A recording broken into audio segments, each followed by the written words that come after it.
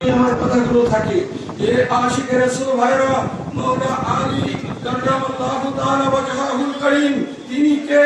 তিনি হচ্ছেন বেলায়েতের মূল। চিলে বলো সুবহানাল্লাহ। এইখানে বাংলার জমিনে যত আওলাদে রাসূল আছে, तमाम পৃথিবীতে যত আওলাদে রাসূল আছে, প্রত্যেকই মাওলা আলী কাররামাল্লাহু তাআলা ওয়াজহাহুল কারীম ওনার অদস্ত সন্তান। চিলে বলো সুবহানাল্লাহ। সুতরাং মাওলা আলী পাকের ভালোবাসা আপনাদের অন্তরে থাকতে হবে।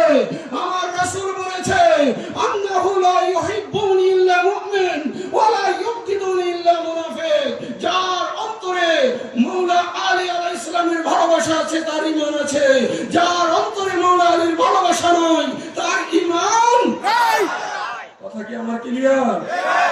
নবী পাকের প্রতি প্রেম ভালোবাসা আমাদের থাকতে হবে, নবীর খানদানের প্রতি ভালোবাসা থাকতে হবে।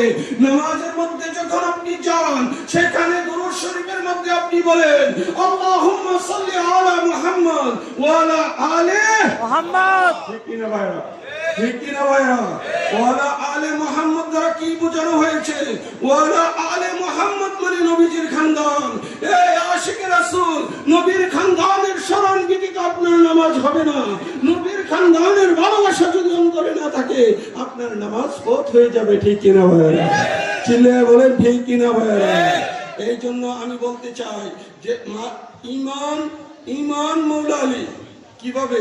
অনেকে আমার সমালোচনা করে, আরে রাসূল তো বলেছে যে হে আলী তোমাকে মুমিন ব্যতীত কেউ ভালোবাসবে না। সুতরাং তুমি যদি মুমিন হও, তোমার অন্তরে যদি ঈমান থাকে, তাহলে মাওলা আলীর ভালোবাসা তোমার অন্তরে থাকবে। ঠিক কি না?